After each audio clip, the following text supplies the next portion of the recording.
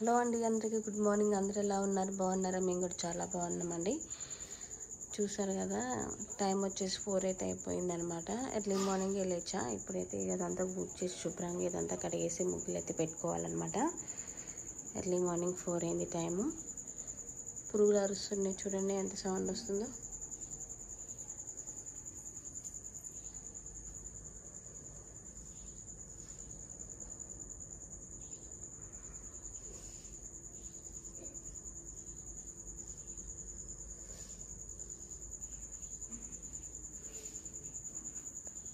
అంతా నీట్గా కడిగి పసుపు కుంకుమ రాసి బొట్లు పెట్టేసుకొని ఇప్పుడైతే ఒక తెపాలు తీసేసుకొని నీట్గా పసుపు రాసేసి బొట్లు అయితే పెట్టేసుకొని పాలు కూడా పోసామండి.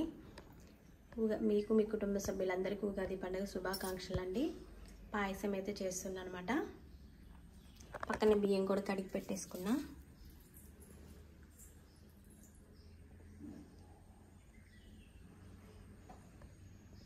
పాలు అయితే మంచిగా పొంగాయండి, చూసారు కదా. ఇప్పుడు కడిగి పెట్టుకున్న బియ్యాన్ని దీంట్లో వేసుకోవాలి.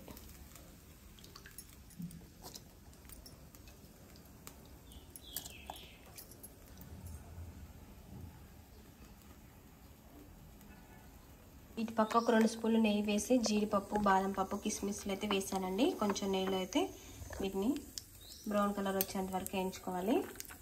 అలానే ఇటు పక్క అయితే పాయసం అయితే అయిపోయిందండి, ఉడకడానికి వచ్చేసింది. ఇప్పుడు ఒక కప్పు తురిమి పెట్టుకున్న బెల్లాన్ని అయితే వేసుకోవాలి. చిన్న కప్పే నేను వేసింది. ఒకసారి కలుపుకోవాలండి.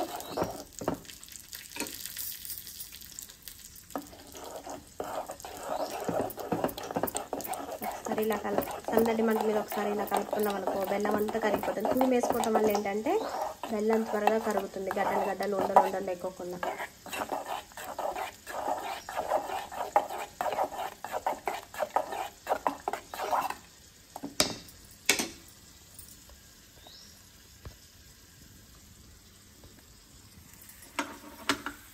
పక్క మంచిగా వేగిపోయాయి. ఇప్పుడు స్టవ్ ఆఫ్ చేసుకోవాలి. ఇప్పుడు నెయ్యిలో వేయించుకున్న జీడిపప్పు, బాదం పప్పు వేసేసుకొని స్టవ్ ఆఫ్ చేసుకోవడమేనండి. పాయసం అయితే అయిపోయింది. మనకి చల్లారిన తర్వాత గట్టిగా అవుతుంది. ఇంకా ఎండి కొబ్బరి వేసుకోవచ్చు, పచ్చి కొబ్బరి కూడా వేసుకోవచ్చు. ముందు కొంచెం యాలకుల పొడి, ఇలాచి పొడి అంటారు కదా, అది వేసుకోవచ్చు. లేకపోతే యాలక్కాయని ఇలా నలిపి కూడా వేసుకోవచ్చు. దేవుడు ఫోటోలన్నీ నీట్గా తూడ్చి గంధం కుంకుమతో బొట్లు పెట్టేసుకున్నానండి. మందిరాన్ని మొత్తం ఈ విధంగా అయితే తూడ్చి పెట్టేసుకున్నాను.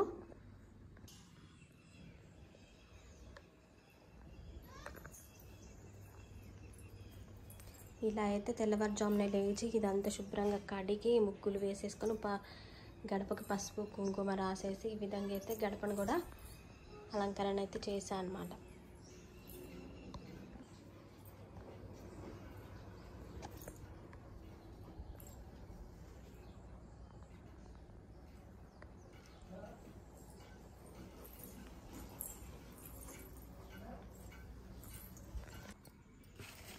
మామిడికాయలు, మామిడాకు, అలానే వేప పూత, ఉగాది పచ్చడి అయితే చేయాలి.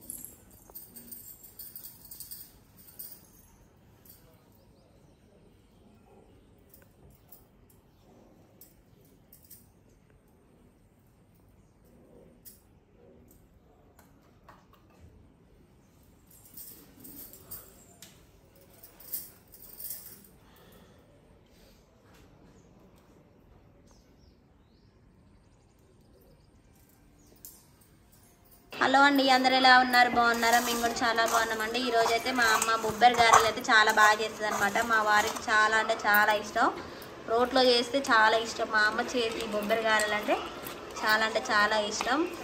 ఇంకా పండగ అయితే అయిపోయింది. ఈవినింగ్ అయితే మా అమ్మ అయితే పూజ కూడా చేసింది అనమాట. ఇంట్లో దీపారాధన అయితే చేసింది ఈవినింగ్ టైంలో. మా నాన్న అయితే మా వీడియోలు చూస్తుంది అనమాట, ఫేస్బుక్ వీడియోస్ చూస్తున్నారు. మా అమ్మ అయితే ఇప్పుడు రోట్లో వేసింది. ఒక పావు కిలో అంతే నానబెట్టామండి, ఈవినింగ్ కాబట్టి. పావు కిలో నానబెడితే చాలా ఒదిగండి. మధ్యాహ్నం నానబెట్టాము, నీట్గా కడిగి గాలి చీరాలు లేకుండా మా రోట్లో అయితే ఈ విధంగా అయితే దంచుతుంది అనమాట.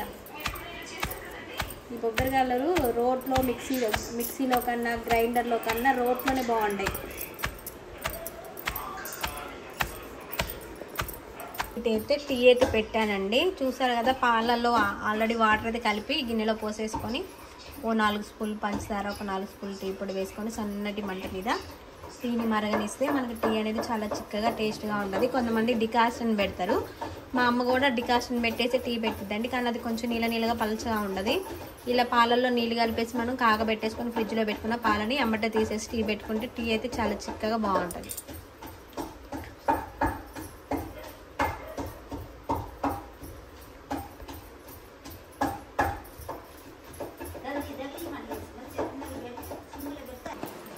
మొత్తం ఇలా కచ్చాపచ్చాగా రోకల పండుతో అయితే దంచిన తర్వాత ఇలా అయితే ఇప్పుడు నూరుతుంది.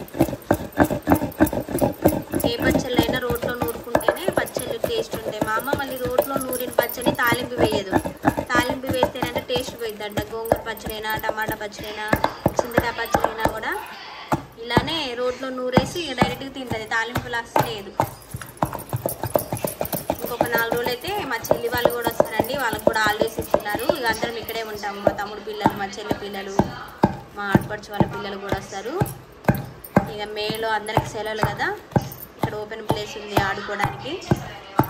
ఇంకా పిల్లలందరూ సరదాగా ఆడుకుంటారు అనమాట.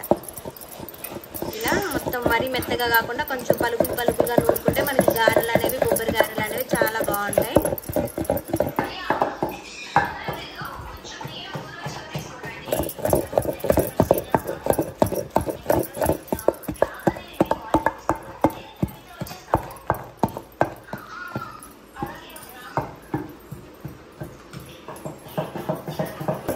పచ్చిమిర్చి, జీలకర్ర, కొంచెం అల్లం ముక్క, పసుపు వేసేసుకొని వీటిని కూడా కచ్చాపచ్చగా దంచుకోవాలి. ఉప్పు వేసుకోవాలి ఒక స్పూన్నర. ఇప్పుడు ఉల్లిగడ్డలు, పచ్చిమిర్చి ఇవి కచ్చాపచ్చగా దంచుకోవాలి.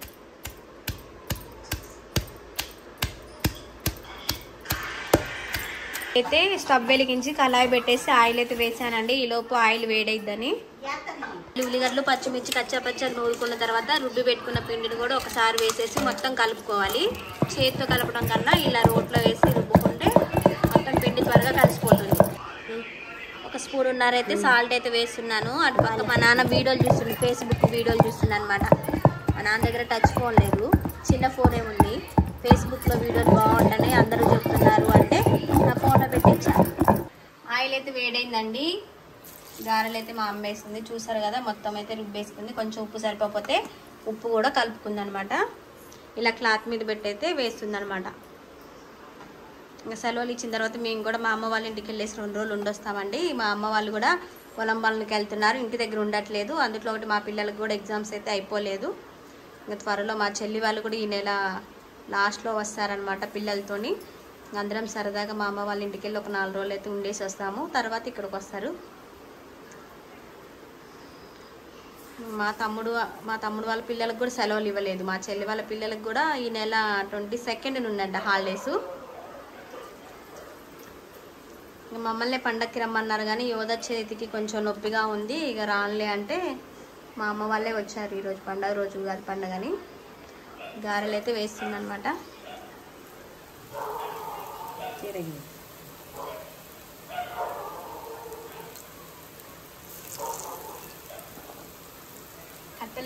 కట్టెల పొయ్యి మీద వేస్తే గారెలు సూపర్గా ఉంటాయండి. ఈసారి మా అమ్మ వాళ్ళ ఇంటికి వెళ్ళినప్పుడు మేము కట్టెల పొయ్యి మీద వేసి చూపిస్తాం గారెలు. గ్యాస్ కన్నా కట్టెల మీద బాగుంటాయి.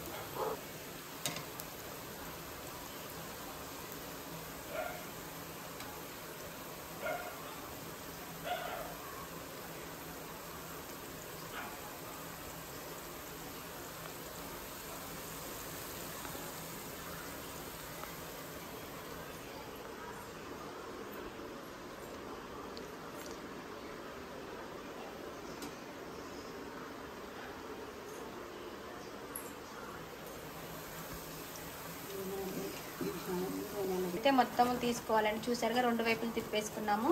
గారెలు అయితే రెడీ అయిపోయాయి.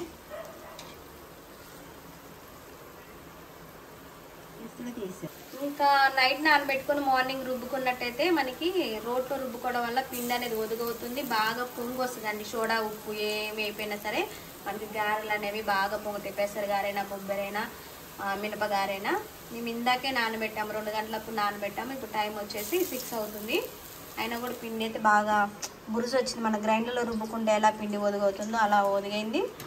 బురుసుగా ఉంది పిండి మంచిగా.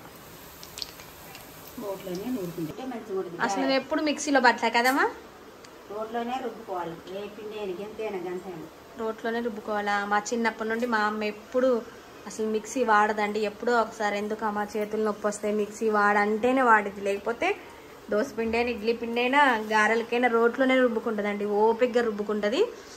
తెల్లవారుజామున 4 గంటలకే లేస్తుంది. అసలు ఆకుండా పని చేస్తూనే ఉంటుంది.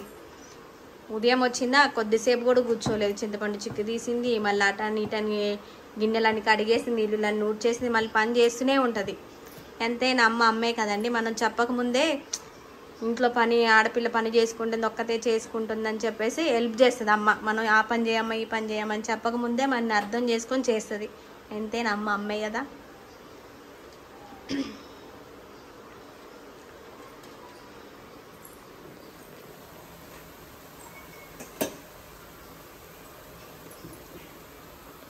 వాకింగ్కి వెళ్ళి వచ్చారండి.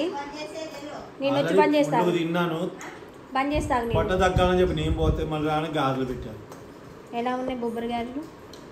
అది పెట్టు వస్తున్నా.